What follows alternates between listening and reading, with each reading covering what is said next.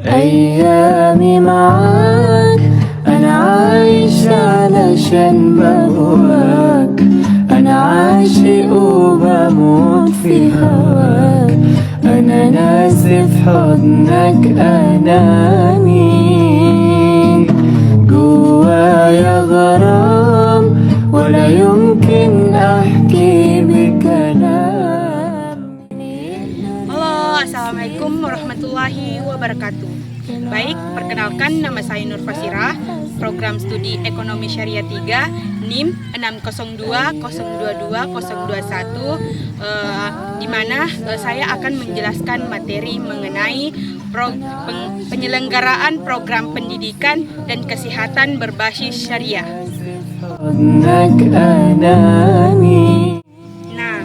Tadi kan saya mengatakan bahwa saya akan menjelaskan materi mengenai penyelenggaraan program pendidikan dan kesehatan berbasis syariah. Langsung saja kita cus ke videonya. Program pendidikan dan kesehatan berbasis syariah merujuk pada inisiatif pendidikan dan layanan kesehatan yang sesuai dengan prinsip-prinsip syariah Islam. Dalam pendidikan, hal ini melibatkan pengintegrasian nilai-nilai Islam, kurikulum yang sesuai dengan ajaran agama Islam, serta penggunaan metode pengajaran yang sesuai dengan syariat. Sedangkan dalam layanan kesehatan, hal ini mencakup penerapan prinsip-prinsip etika dalam Islam. Dalam praktik medis, penawaran layanan yang sesuai dengan hukum Islam, serta perhatian terhadap aspek spiritual dan moral dalam perawatan. Penyelenggaraan program ini melibatkan perencanaan yang cermat, di mana pengembangan kurikulum khusus serta seleksi tenaga pengajar atau tenaga medis yang memahami nilai-nilai prinsip syariah atau nilai-nilai syariah, dan pemantauan yang ketat terhadap proses pendidikan atau layanan kesehatan yang berlangsung. Dalam program penyelenggaraan pendidikan dan kesehatan berbasis syariah, ada efektivitas program pendidikan dan kesehatannya, serta ada pula hambatan-hambatan yang dihadapi dalam program pendidikan kesehatan berbasis syariah tersebut, serta dalam pengintegrasiannya ada dampak yang diberikan atau persepsi atau penerimaan masyarakat terhadap program-program tersebut. Hal tersebut bisa terjadi.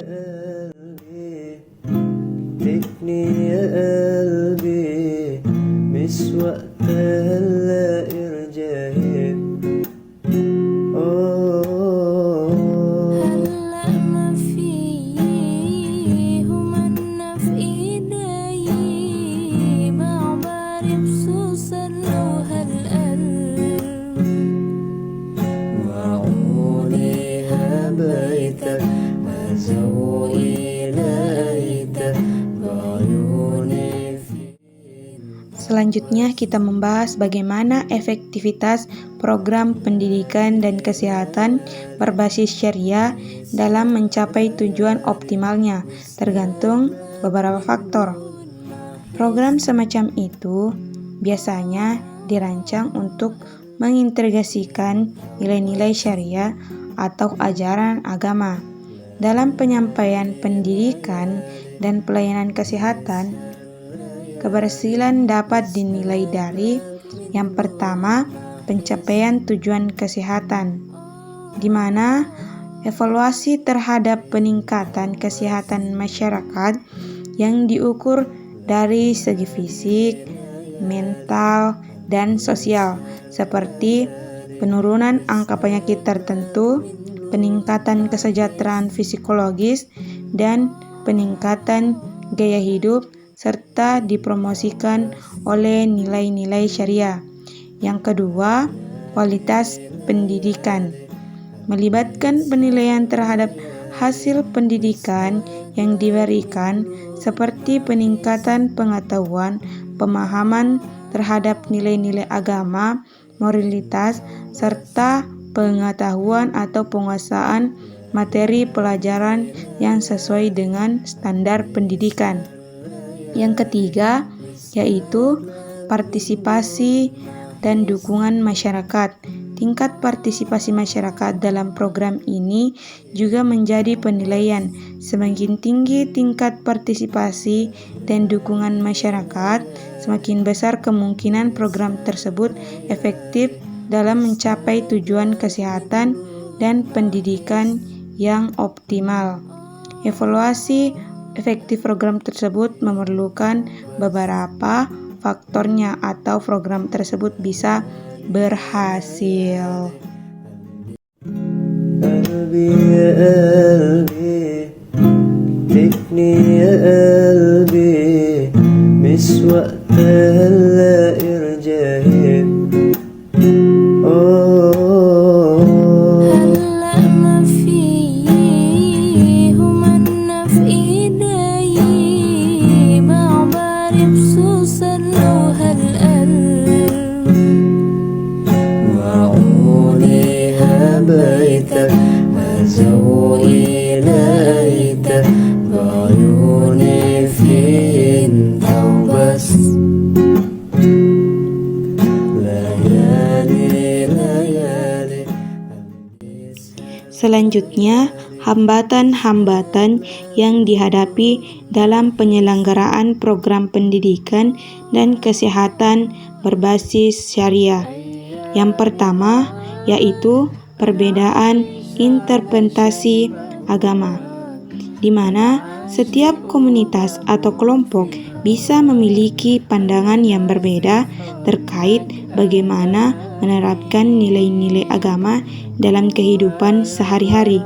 Ini bisa menjadi hambatan dalam menyusun kurikulum atau layanan yang dapat diterima oleh semua agama atau oleh semua kalangan, memerlukan pendekatan inklusif dan dapat diterima secara luas.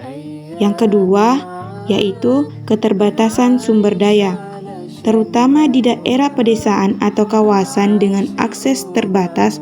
Program ini mungkin sulit dilaksanakan dikarenakan kekurangan infrastruktur, kurangnya fasilitas kesehatan yang memadai, atau kurangnya tenaga pengajar atau tenaga medis yang terlatih dalam konsep-konsep syariah. Yang ketiga, respon dan dukungan masyarakat. Dalam beberapa kasus, program berbasis syariah dapat menimbulkan pertentangan atau ketidaksepakatan dalam masyarakat, terutama jika tidak dilakukan pendekatan komunikasi dan sosialisasi yang efektif untuk menjelaskan manfaat dan tujuan dari program tersebut. Yang keempat, yaitu isu kebijakan dan hukum. Perbedaan antara aturan syariah dan hukum setempat bisa memunculkan konflik atau ketidaksepakatan dalam implementasi program. Penyesuaian aturan syariah dalam regulasi pemerintahan setempat atau nasional menjadi suatu hal yang kompleks dan memerlukan keseimbangan yang tepat. Yang kelima, penerimaan terhadap perubahan. Program berbasis syariah mungkin mengharuskan perubahan dalam pola pikir atau penilaian masyarakat yang terbangun dalam jangka panjang yang cukup lama. Itulah dalam mengatasi hambatan tersebut, ini memerlukan komunikasi yang efektif dan lain sebagainya. أيامي معاك أنا عايش علشان بهواك أنا عاشق وبموت في هواك أنا ناسي في حضنك أنامي. Selanjutnya, yaitu mengenai persepsi dan penerimaan masyarakat terhadap program pendidikan dan kesehatan berbasis syariah, di mana bisa bervariasi tergantung pada berbagai faktor seperti latar belakangnya, latar belakang budaya, agama, pendidikan, dan lain sebagainya. Beberapa dampaknya terdapat partisipasi dan kepatuhan mereka. Selanjutnya yaitu persepsi dan penerimaannya, Di sini yang pertama, konteks budaya dan agamanya. Persepsi masyarakat terhadap program berbasis syariah bisa sangat dipengaruhi oleh budaya lokal dan pemahaman mereka terhadap ajaran agama. Kelompok lain yang lebih konservatif mungkin lebih cenderung menerima program ini, sementara kelompok lain yang memiliki interpretasi yang berbeda terhadap agama bisa merasa skeptis. Yang kedua, yaitu edukasi dan kesadaran, di mana tingkat pemahaman tentang konsep dan manfaat program ini sangat mempengaruhi penerimaannya. Edukasi yang tepat tentang tujuan manfaatnya bisa sangat terpengaruh. جوايا غرام ولا يمكن أحكي بكلام من يقدر يوصف أحلام كان عايش يحلم حزني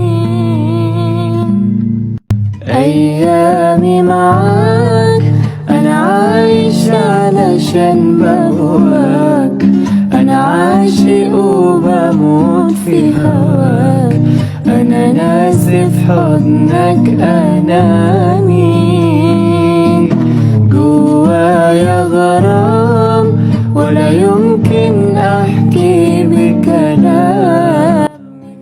Selanjutnya, yaitu dari persepsi dan penerimaan masyarakat terhadap program pendidikan dan kesehatan berbasis syariah, ada dampak terhadap partisipasi dan kepatuhannya, di mana poin pertama yaitu kualitas layanannya. Di sini, pada kualitas layanan, persepsi masyarakat terhadap kualitas layanan yang diberikan melalui program berbasis syariah dapat mempengaruhi tingkat partisipasi dan kepatuhan. Jika layanan tersebut dianggap berkualitas dan relevan dengan kebutuhan mereka, maka partisipasi akan lebih tinggi. Yang kedua, yaitu pengaruh budaya dan nilai. Jika program tersebut diintegrasikan dengan baik dan nilai-nilai budaya dan agama setempat, masyarakat akan cenderung lebih patuh dan berpartisipasi aktif dalam program tersebut. Di mana pada poin ketiga yaitu ada dukungan sosial pada komunitas. Kesuksesan program ini juga tergantung pada dukungan sosial dan kolaborasi komunitas. Ketika program ini didukung oleh tokoh-tokoh penting atau pemuka masyarakat, akan lebih mudah untuk memperoleh partisipasi luas dari masyarakat. Yang keempat yaitu perubahan perilaku. Jika program pendidikan dan kesehatan berbasis syariah mampu merangsang perubahan positif dalam perilaku dan kebiasaan sehari-hari masyarakat, hal ini akan mendukung partisipasi dan kepatuhan berjangka panjang. Dengan secara mendalami konteks ini, dalam konteks sosial seperti budaya, sosial, dan agama dari masyarakat yang dilayani secara menyusun strategis komunitas yang efektif, program-program ini dapat meningkatkan penerimaan dan partisipasi dari masyarakat yang sangat luas.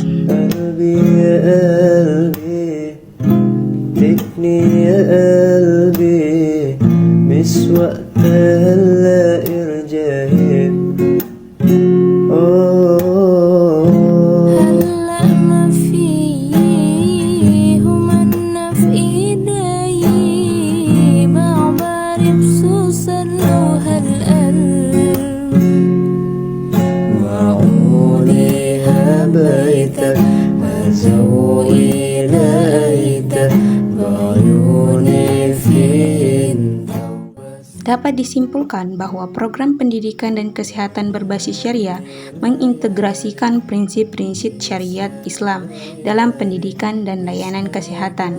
Keberhasilan tergantung pada pencapaian tujuan kesehatan, kualitas pendidikan, partisipasi masyarakat, dan evaluasi terus-menerus. Sehingga dengan memahami komplikasi dari masyarakat serta merancang strategi, program ini dapat lebih berhasil sehingga dalam meningkatkan penerimaan serta partisipasi dan masyarakat. Dengan demikian yang menjadi tolak ukur keberhasilannya dari program tersebut. Baik, terima kasih. Itulah penjelasan dari saya. Wabillahi taufiq wal hidayah. Assalamualaikum warahmatullahi wabarakatuh.